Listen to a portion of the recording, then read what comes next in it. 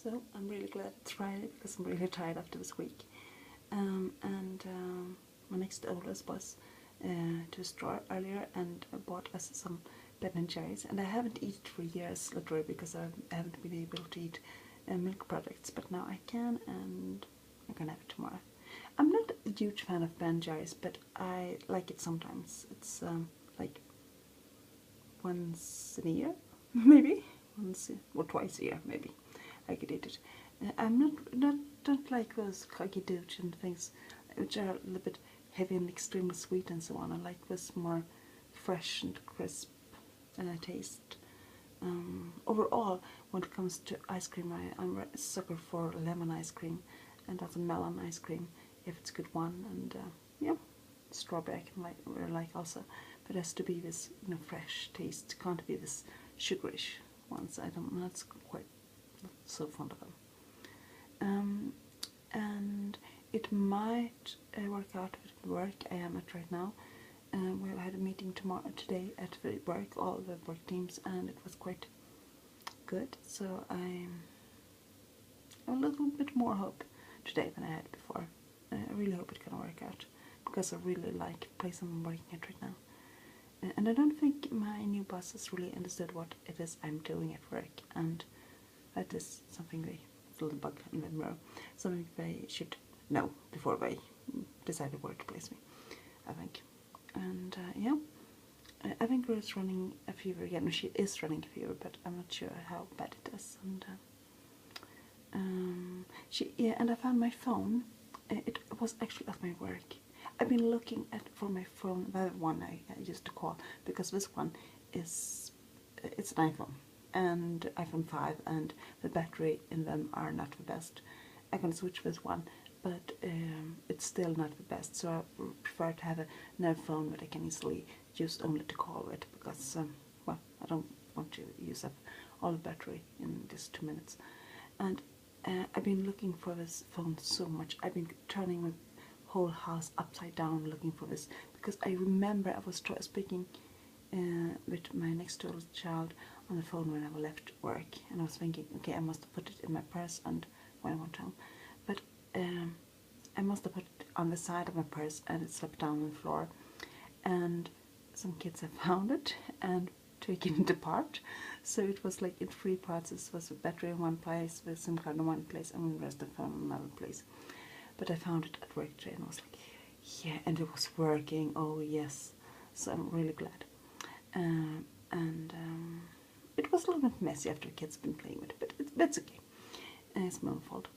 And speaking about phones, I need to get some kind of Skype friend for Ro. She had one before, when I was talking to another friend.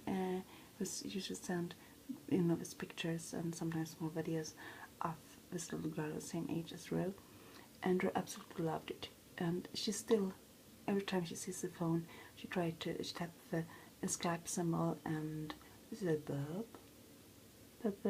and what she called this little girl, and it's both adorable and heartbreaking at the same time. I feel so bad for her because she really wants to see new pictures.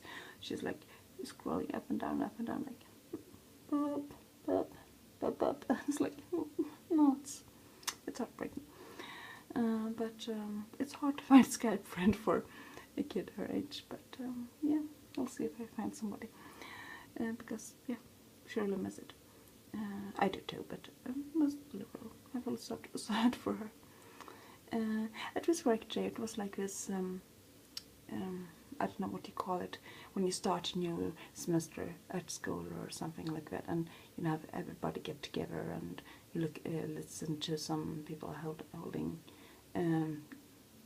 speech about different things and lectures about things, and you have always workshops to get the feeling of us and so on. And it was quite interesting this time. It's not always it is, but this time it was.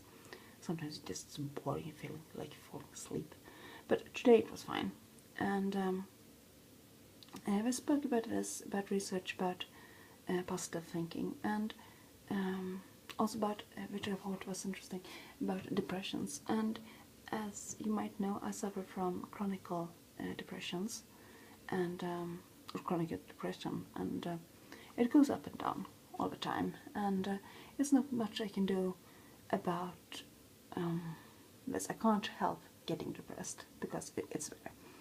But I think it was interesting, and it was also confirming something I've been thinking about myself a lot and talked about a lot myself. But it's all about having, if you have a saluted gene or first gene thinking, because if you have a saluted gene thinking, you are focusing on the positive side of things, or not the positive side, because you can't always do that. It's not good thing to just think positive. You have to see negative things too. And believe me, I know that having depression is a real disease, it's a deadly disease, and it's not like you can think, oh, stop being depressed and start thinking good thoughts and so on. It's not like that. But I'm 40 now, or almost 40, and under those years I've been struggling with depression since I was 8 years old, and after struggling with depression for over 30 years, I have a lot of strategies for this, and it takes many, many years to get to the point where you have the strategies to deal with it, and you can't just snap out of it, and you have to find your own way out of it. It's not like sometimes you get people tell you, oh, don't you want to get well? And of course you do, but it's not that easy, and I could never get well from my depressions because they are chronic, but I can manage them, and that is what this was all about, how to manage them, because they say like 50% of depressions are genetic, and that is the kind of I have. 10% is a result of circumstances, and those 10% is something you can affect. It's a very, very little effect, very little reason for people to get depressed, and also the easiest way to get rid of this kind of depressions are the easy kind to get rid of, and that is the kind if you've gone through divorce, or had a horrible childhood, or getting chronically ill or something like that. Those are the easy ones to deal with. But also 40% is about how you deal with them. When something happens, how you think about it and how you deal about it. And it's about, do you focus on what you have or what you don't have? Do you focus on what's good in a relationship or bad in a relationship? Are you focusing on what's good in something happened or bad in what's happening? Are you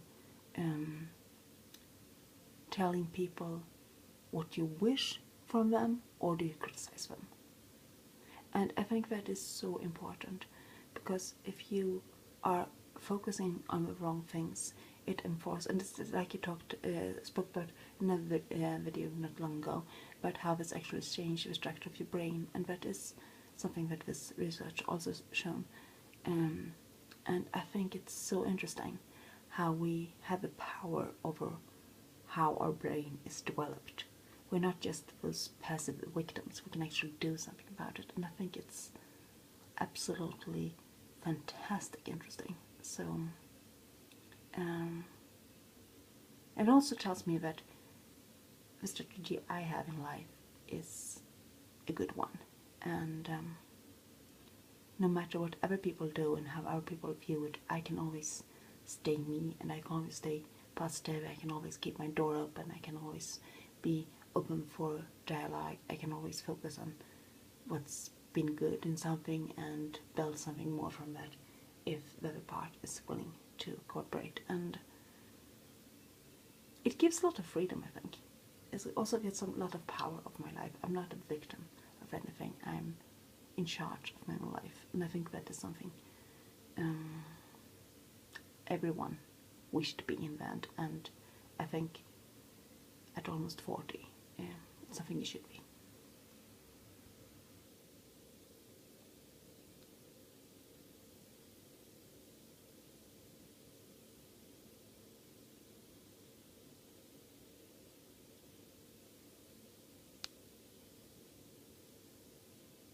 I started to make these tricky things that I don't want to